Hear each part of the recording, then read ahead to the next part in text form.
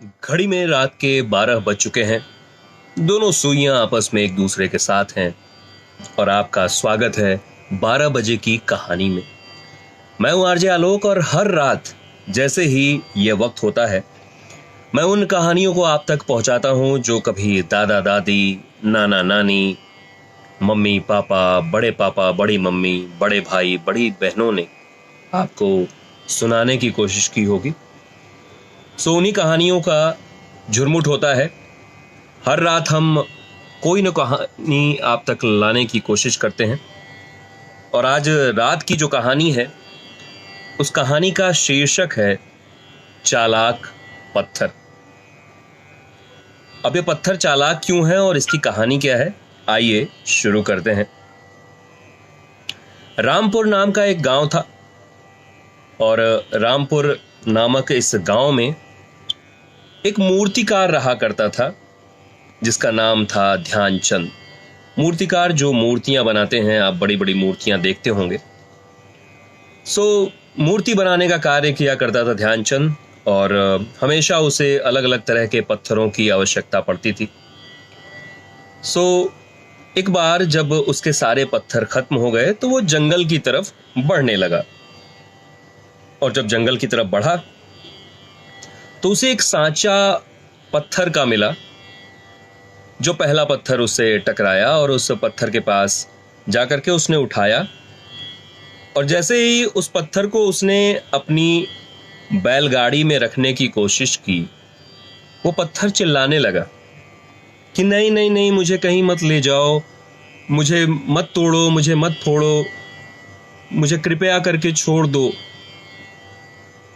तो मूर्तिकार काफी परेशान हो गया और कहने लगा कि ये पत्थर रो क्यों रहा है।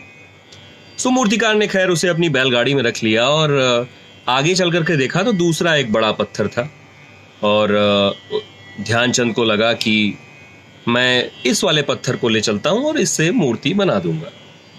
बहरहाल दोनों पत्थरों को लेकर के ध्यानचंद अपने गांव पहुंचा रामपुर और अपने घर के भीतर जिस पहले पत्थर को जो कि रो रहा था जब उसे सामने लाया तो वो फिर से लगा गिड़गिड़ाने कि नहीं नहीं, मुझे बख्श दो, मुझे कोई भी चेहरा नहीं चाहिए, मुझे मुझे मुझे मुझे मत मारो और मेरे ऊपर कोई भी हथौड़ी और चीलन से मत मारो। मूर्तिकार ने सोचा कि ये दया की भीख मांग रहा है, लग रहा है इसे कोई कष्ट है, तो चलो इसे बख्श देते हैं। तो उस पत्थर को मूर्तिकार ने अपने घर के पास ही रख दिया। वहीं जो दूसरा पत्थर वो लेकर के आया हुआ था उसे एक शेप, एक उसे आकार देने लगा और आकार देते देते देते देते देते देते एक बढ़िया अच्छी सी मूर्ति बना डाली मूर्तिकार ने। अब मूर्ति तो बन गई थी जिसके लिए पूरे गांव वाले चिंतित थे कि कब मूर्ति बनकर तैयार होगी और उसे मंदिर में स्थापित किया जाएगा।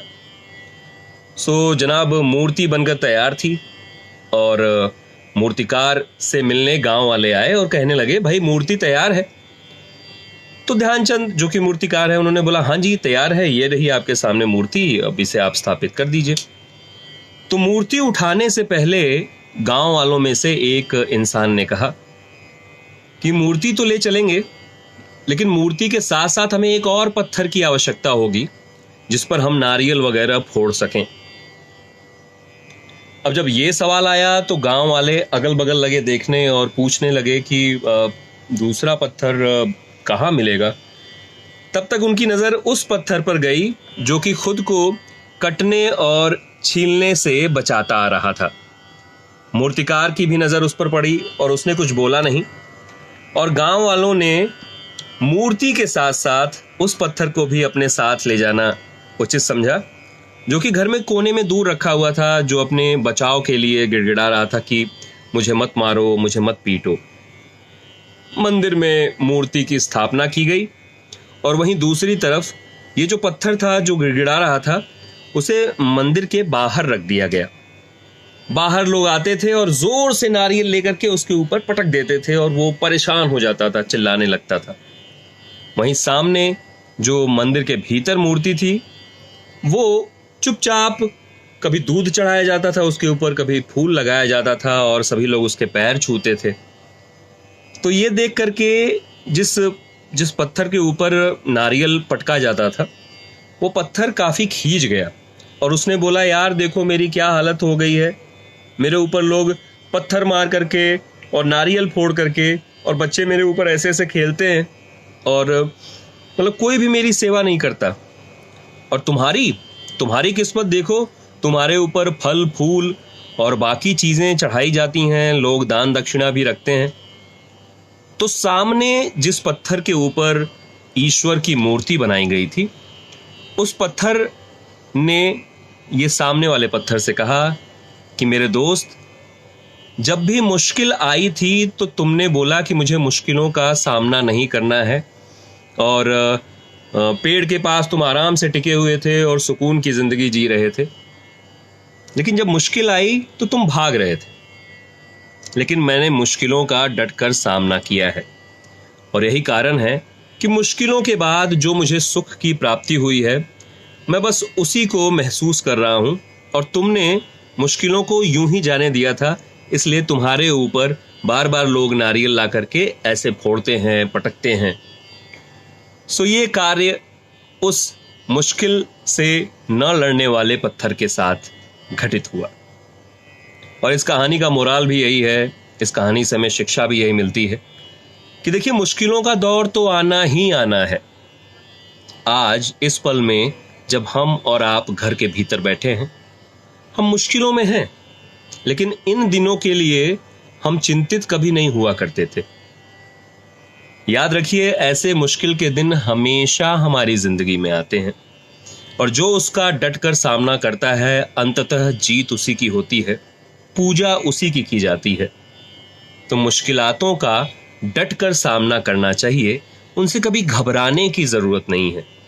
अक्सर जब मुश्किलात आती हैं तो हम भागने लगते हैं कि नहीं यार, ऐसे कैसे कोई कर सकता है, वो 5 किलोमीटर में क्यों जाऊं, मैं इतना सुकून से यहाँ बैठा हुआ हूं।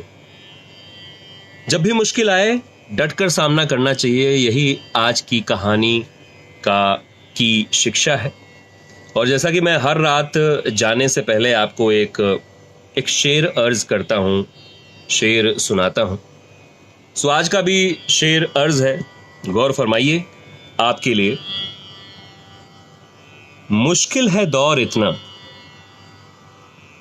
मुश्किल है दौर इतना और उम्र थक गई है। मुश्किल है दौर इतना और उम्र थक गई है। अब किससे जाकर पूछूं मंजिल किधर गई है।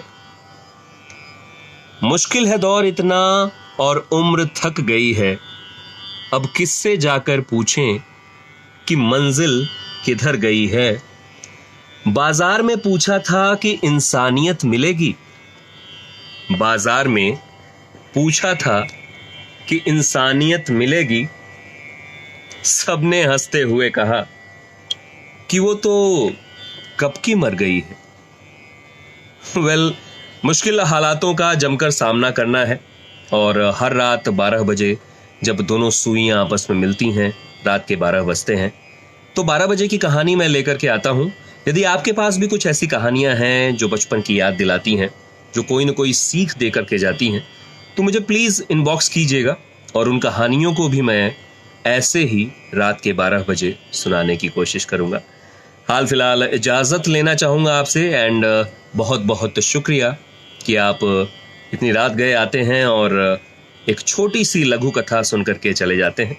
ख्याल रखें, वेरी गुड नाइट, शुभ रात्रि। कल की रात 12 बजे मैं आपसे फिर से मिलता हूँ। Take care.